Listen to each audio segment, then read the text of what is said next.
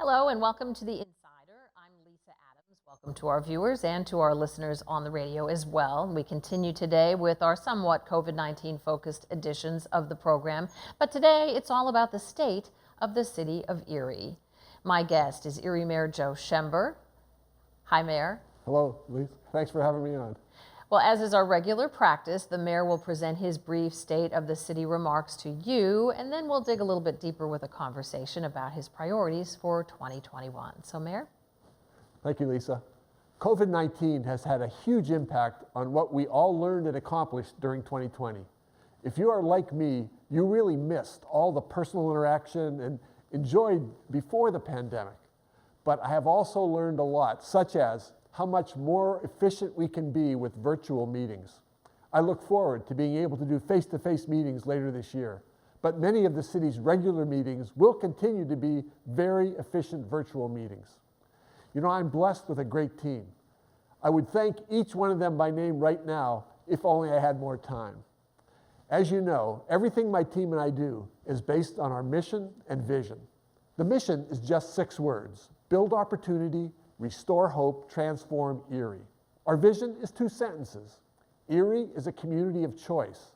We celebrate our rich cultural diversity, our welcoming, vibrant neighborhoods, our world-class downtown and bayfront, our excellent education for everyone, and our abundance of good family-sustaining jobs.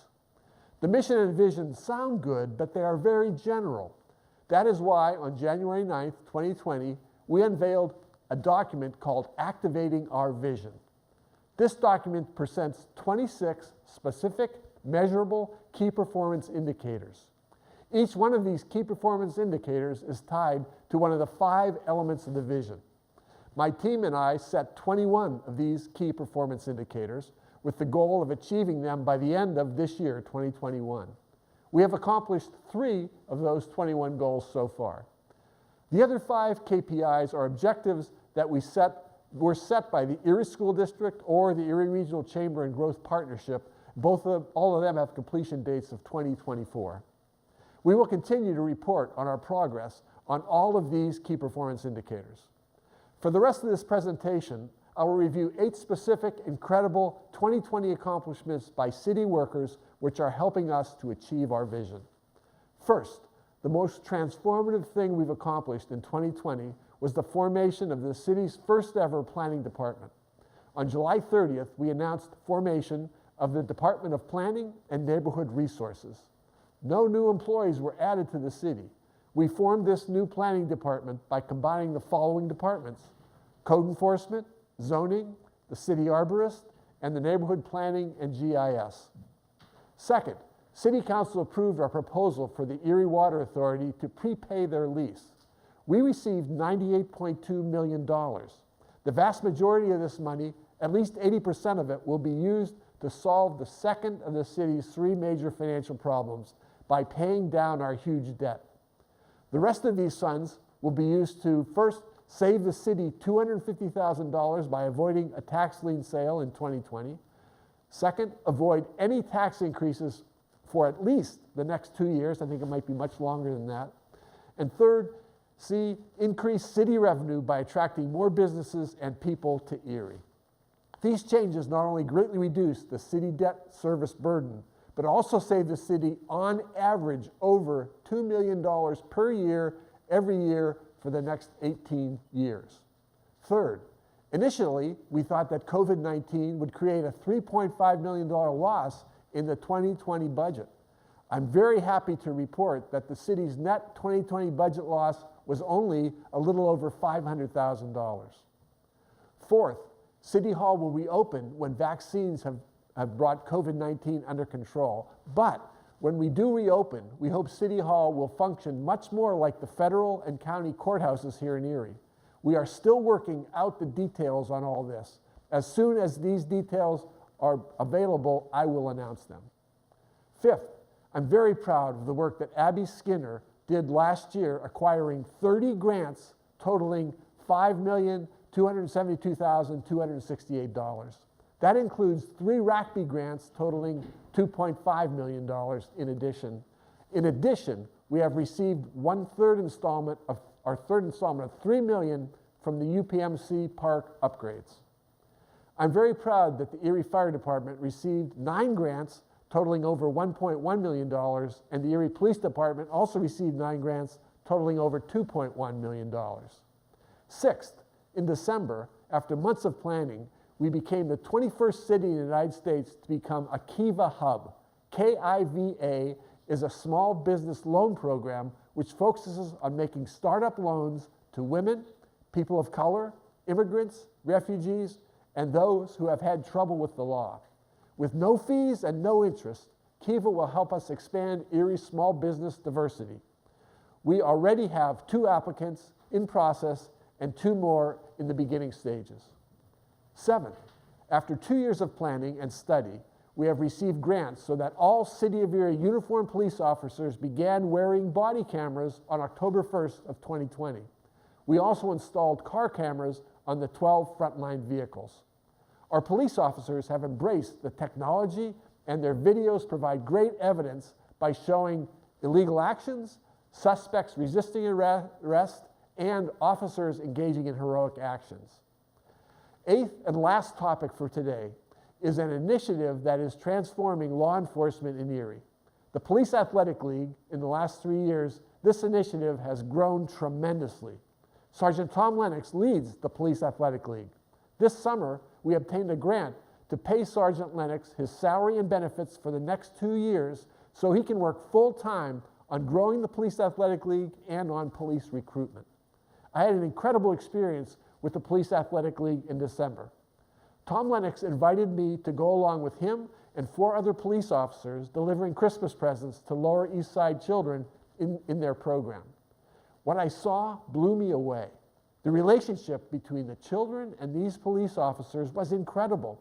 The children had to hug every one of the 5 police officers, but of course they all had masks on. Sergeant Tom Lennox and the other PAL officers are taking steps that will truly transform Erie in the years ahead.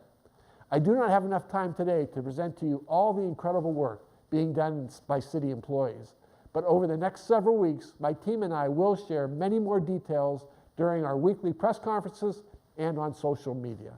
And please remember, everything we do is governed by our mission to build opportunity, restore hope, and transform Erie. And thank you, Mayor Schember, for your State of the City remarks. We're going to be right back for a conversation with the mayor about the state of the city. We'll start with city planning and code enforcement. Stay with us.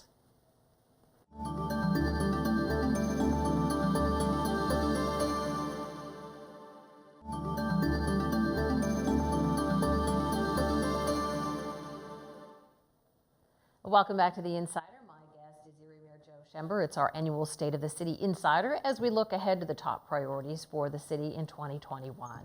So, Mayor, you talked about the new Department of Planning and Neighborhood Resources. Tell us more about bringing all of these resources together. Why is that so important? Well, I think one of the problems the city's had over the years is we only have been thinking like 1 year at a time. And one of the changes I'm trying to bring is that we look longer than that we project into the future. I think we can be much more efficient by doing it that way and accomplish a lot more. So there's been no planning ever before my administration in the city. There was no person that was the planner, and we never had a planning department. So Kathy Rosnick came in as our planner at the beginning of my first term, and she finally formulated, after a lot of work, what I think is going to be a very good planning department. And it is composed of all existing city employees. There's no additions to staff, no additional expense from this, but it's going to make us much more efficient with the planning. So I suppose that gets people out of their silos that are each sort of looking at their own little piece of things, looking larger. We know that blight is a really huge problem in the city. It's something you want to target. It's taking time. I know that code enforcement has some new funding, and you're putting out an RFP for some technology that would help bring this information together. I mean, how behind has this process been technology-wise when people were going out to look at properties? They really didn't have access to data. Have we charged these people before with a violation? Have they paid it? Have they gone to court? You know, all that information wasn't really brought together. Yes, and the answer to that last question first, we never charged anyone for any violation that we could have charged them by in the past, and we're hoping to get ready to do that soon this year. It obviously has to be passed by City Council. They have to agree with what we want to move forward. but I think that'll be, that I think will help limit violations, and it will also really make things much better in Erie. There'll be less problems like that. So, Are you frustrated with the time that all of this is taking? I mean, when you talk about neighborhood planning and you bring even the arborist into that, what's your long-term vision here for neighborhoods that have been really troubled? well, in every way, I'm trying to get the city to think long-term, city employees. And again, in the past, they've always thought a year at a time at the most. But I think we can accomplish so much more, and people really seem to be buying into that. I'm really pleased with what everyone is doing, including our city arborist, to make the city better long-term. And we can be much more efficient and get much better results by thinking that way, I believe. Well, when we come back, we're going to talk about the Water Authority lease money and how it will be used. Stay with us.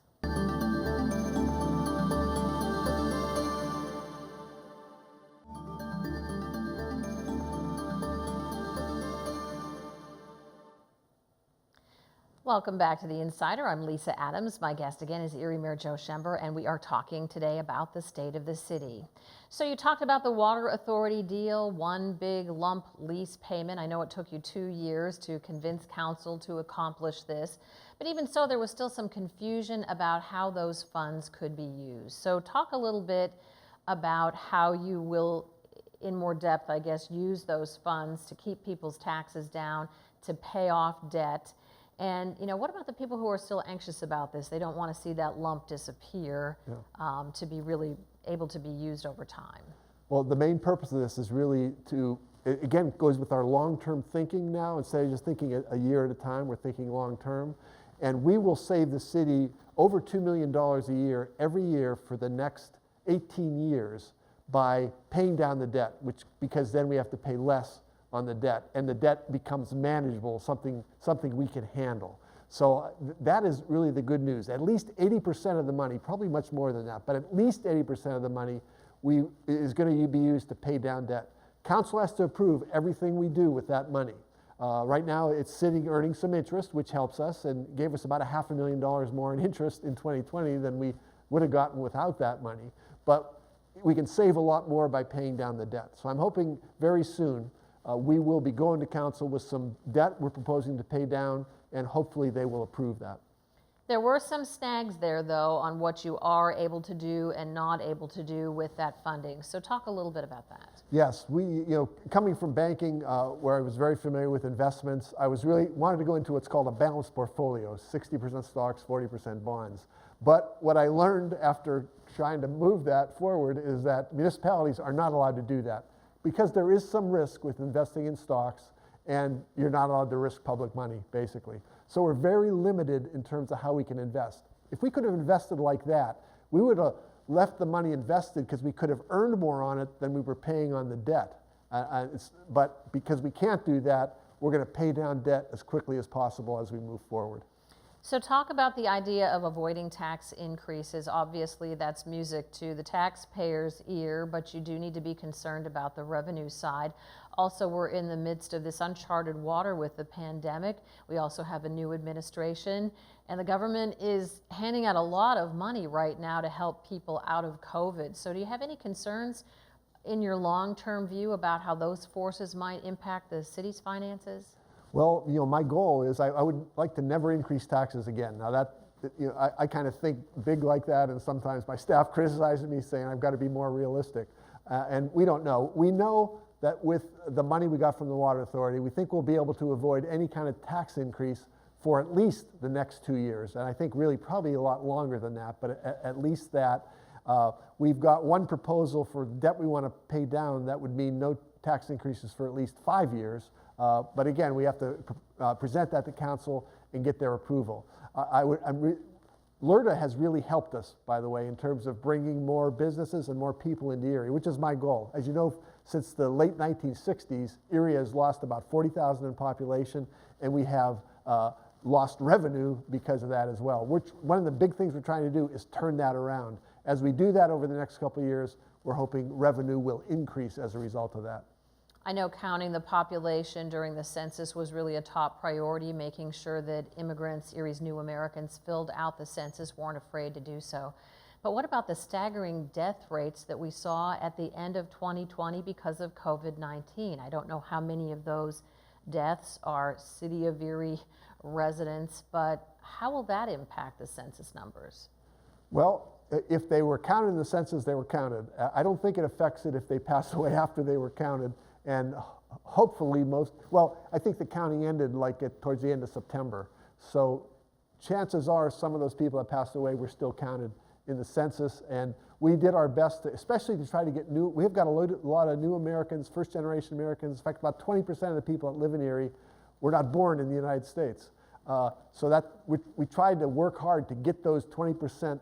To do that, we did things like stand outside of stores that they use. We went to their churches. And a lot of them, when we first asked about the census, had no idea what it even was. Once we explained it, they let us help them complete it. So we're hoping that helps a lot. So obviously the sweet spot is having Erie be 100,000 people again. Do you have any preliminary indication whether you succeeded in that, or where are we? Yeah, we know we worked hard at it, but we don't have an indication yet of what the numbers. The government hasn't let anything out about that. We're hoping to see that soon. So tell us more about this Kiva Hub. It's really in the early stages for helping small businesses. Will this help growth at the rate that the City of Erie needs? I think it will, because one of the things Kiva is really dedicated to doing is helping minorities develop businesses. And the only thing that we've been missing in Erie to help any local business, including minorities, is startup money. And that's basically what Kiva is providing. So that's something that was missing forever in Erie for new businesses. Now that money is there, and there's no fees attached to the money, there's no interest rate attached to the money, so it's kind of free money in that sense. People just have to pay the principal back. And they also have, I think, 6 to 9 months at the beginning where there's no payments, so they can kind of get the business up and running, hopefully get the cash flow going. So we're really hopeful that Kiva is going to help a lot of women and minorities especially start new businesses here in Erie. Not to be a downer, though, I mean, is it possible that those new businesses are just offsetting businesses that just had to close their doors and fold up for good because of COVID? Yeah, I'd say that's very possible, but the fact that we're replacing those folded up businesses is a good thing, too. Last question, your thoughts on the EDDC investments downtown and those initiatives to attract people and businesses to the city's core? I mean, we see a lot of work going on. Yeah, I'm very pleased with what John Persinger and his team at the EDDC are doing in downtown Erie. There's a lot of work going on there. I know a lot of people aren't going downtown much. I usually have to go downtown about once a day to get some things done at City Hall. I usually go in the afternoon when no one else is around in the office, so we keep the social distancing. But I see what's going on there. It's very exciting. I think by the middle of this year into the third quarter, they're going to be ready to start things, and they will as long as COVID-19 is under control. All right, Mayor, when we come back, diversity and policing. Still lots to talk about. Stay with us.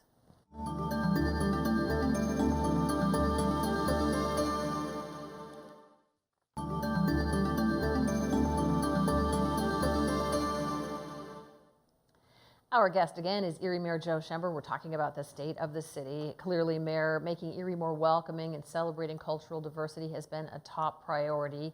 We've talked about this before, but how devastating was it to you when that protest devolved into a riot with all the progress that you hoped that you were making? That is kind of the worst thing I could imagine happening in our city. I had seen things like that back in the early 1970s when there were protests against the Vietnam War, and there was also some racial type of protests that took place here, but never anything as bad as what happened back in late May of last year. That was very depressing. I can tell you, I worked full-time, 7 days a week for a month after that happened, trying to understand what happened and decide what should we be doing, and work closely with the police and people in the community to make sure that that never happens again. So what did you and the city police department really learn from that? Any major changes in thinking about policing? Yes, I think it did make major changes. Michael Outlaw, who's an African American on my staff, he is looking hard at, right now, at our existing policies and trying to uncover any racism that's in there. And he's going to be preparing recommendations for the police. Obviously, the police will be involved in that. And I can also say that our chief of police, Dan Spazzarni, and his leadership team are fully supportive of trying to make Erie welcoming, vibrant for people of all races, all colors, all nationalities. Everyone in my group is trying to accomplish that, and we ask anyone in the community that can help us to do that. Well, we know there was some police conduct there that didn't make you very happy. We don't need to go back into all of that. But the addition of body cameras for police, is that proving to be a positive so far? It's been very positive, and I can tell you honestly, some of our police were a little nervous about having everything they do taped on the cameras and also recorded on cameras on the cars as well. But I can tell you that since we implemented it about 6 months ago, they've really found out the value of it, because it shows things like crimes that are being committed or people that are resisting arrest. It also shows ways the police help people while they're out there. And there's a lot of that goes on. A lot of our police are dedicated to that. I've learned that talking to them. So I think we're making progress in that area. We do know that gun violence is creeping back up. Are you satisfied that your team and the effort to strengthen police and community partnerships is still going to get at the root causes of that? Yes, we're still working very hard at that. We're working with a number of African American ministers, talking about how can we do this better, how can we get the message out. We're trying to build much better relationships between police and the community. And one of the best ways we're doing that long time right now is with the Police Athletic League that I talked about earlier. Those relationships being built with these mainly minority kids is changing how they're looking at the police from the way their parents and their grandparents did. So we're very hopeful that's going to move Erie forward very well. So you talked about a new city hall post-COVID-19. Can you give us a little bit of a peek into what you mean by that? Are you talking adding security at the entrances as there is in federal and county court? Yes, no decisions have been made for sure yet, but we want to definitely add security similar to the county and federal courts, as you mentioned. Probably be some kind of body cam you have to walk through. You'll be greeted by an officer of some kind, and we'll probably restrict access to different parts of City Hall. The way it's been before COVID-19, you could walk anywhere in City Hall and do whatever you wanted. And some of our employees, several of our employees have expressed concern to me about things that happened on their floor. So we're going to try to restrict all that. But again, nothing's been decided yet. We're doing a study of it, and we'll do what's best. So I do know you shifted a lot more city services online, so there may be fewer reasons for people to come in. That's true. I'm really hoping that's true, because the online stuff is very efficient, the virtual stuff, and we've really done a lot of that. Anything you need to do at City Hall, you can do now online or on the phone. So I encourage everybody to do as much of that. Save yourself some time. Do as much of that as you can. I know you've expressed that you are prepared to seek a second term. You have to get that launched here soon, even though you have had to face down cancer during your first term. So are you ready for that politicking process to begin? Yes, I am, and I look forward to being out in neighborhoods more like I did when I was running for my first term. That's the thing I enjoy most about campaigning, just going door to door, meeting people, talking to them, answering questions. We'll probably have to keep socially distant at first and have the masks on and everything, but that is something I really enjoy doing and look forward to it. And I'll accept the decision of the people of Erie. They can see what I've been doing. We've been very open and honest about that. We'll continue to do that. And if people like what they're doing, I hope they'll put me in for a second term. Well, Erie Mayor Joe Schember, it's been great to have you with us here and talk about the state of the city. I always feel like we've just somehow scratched the surface, Yes. But we certainly do appreciate your time. And as always, thank you for being with us. If you have an idea you'd like us to explore on The Insider, just email me at ladams@wicu12.com and join us again next time for The Insider.